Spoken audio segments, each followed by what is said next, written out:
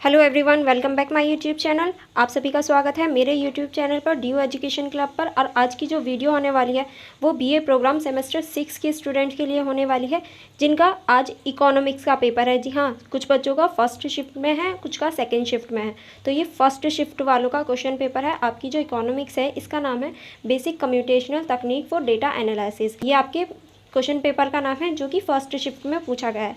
तो मैं आपको इस क्वेश्चन पेपर को दिखाने वाली हूँ जो फर्स्ट शिफ्ट के बच्चों का है। चलिए मैं आपको दिखा देती हूँ फर्स्ट शिफ्ट का जो क्वेश्चन पेपर है।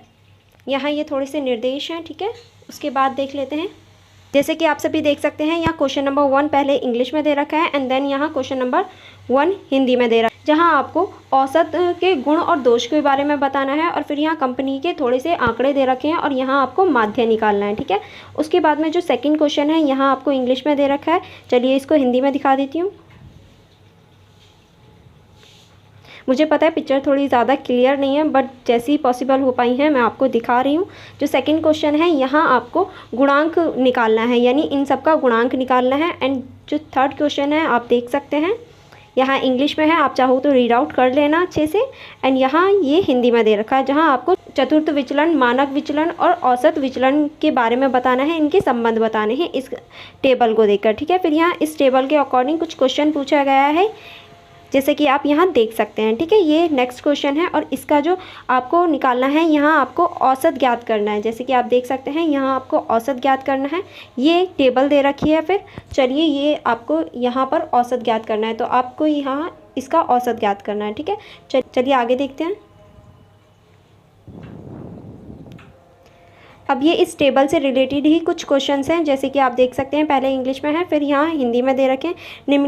निम्नलिखित डेटा में से x पर y और x पर x प्रतिशत समीकरण की गणना कीजिए। यहाँ पर आपको x और y की गणना करनी है, ठीक है। नेक्स्ट है हमारा सहसंबंध गुणांक और प्रतिशत गुणांक के बीच संबंध बताइए। ये मैंने आपको बुक्स में भी पढ़ाया था कि सहसंबंध गुणांक और प्रतिशत गुणांक के बीच में जो अंतर होता है, ठीक है। नेक्स्ट क्वेश्चन आप इंग्लिश में भी देख सकते हैं और यहाँ हिंदी में भी है, जहाँ आपको कार्ल पियर्सन के सिद्धांत के बारे में बताना है। उनके जो मैंने बुक में पढ़ाया था, आई होप आपने वो अच्छे से पढ़ लिया होगा कार्ल पियर्सन का।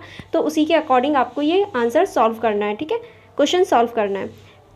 एंड यहाँ आपको नेक्स्ट क्वेश्चन स्टार्ट होता है। फिर उसके बाद में यहाँ आपको हिंदी में दे रखा है जो कि है ज्यामितीय माध्यम और हार्मोनिक माध्यम के अवधारणाओं और उनकी गणना करने की आवश्यकता की व्याख्या कीजिए। यानी इन दोनों की जो गणना करने की आवश्यकता होती है उसके बारे में आपको व्याख्या करनी है, ठीक है।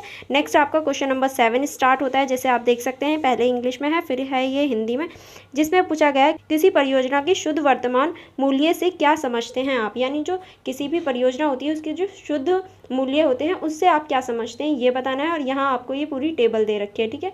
चलिए मैं इसे हिंदी में भी दिखा देती हूँ। जैसे आप देख सकते हैं जो क्वेश्चन नंबर 7 है उसी का है। मान लीजिए आप 10,000 रुपये का निवेश करना चाहते हैं। आपके पास विचार करने के लिए 2 परियोजनाएं हैं। दोनों परियोजनाओं का उपयोग संबंधी 4 वर्ष की है। इन परियोजनाओं से अपेक्षित नकद प्राप्त में नीचे दिए गए हैं। और ये आपको कुछ टेबल दे रखी है जिसके अकॉर्डिंग फिर सवाल पूछा गया है, यदि प्रत्येक परियोजना के लिए पूंजी की लगभग 10% हो तो कौन सी परियोजना आपके लिए लाभदायक होगी। यानी दोनों परियोजनाओं में अगर आप 10,000 निवेश करते हैं तो आपके लिए कौन सी लाभदायक होगी ये बताना है आपको। एंड नेक्स्ट है क्वेश्चन नंबर 8, जिसमें आपको निम्नलिखित में से किन्हीं 2 पर संक्षिप्त टिप्पणी लिखनी है। पहला है हमारा साधारण न्यूनतम वर्ग विधि, दूसरा है हमारा रैक सहसंबंध, तीसरा है हमारा भारतीय रिजर्व बैंक और चौथा है हमारा सामान्य माध्यक। इनके बारे में आपको एक के बारे में संक्षिप्त टिप्पणी करनी है। आई होप आपको ये क्वेश्चन पेपर अच्छा लगा होगा और आप वीडियो को लाइक ज़रूर करेंगे एंड शेयर भी ज़रूर करेंगे। चलिए फिर मिलते हैं नेक्स्ट वीडियो में। Thank you for watching.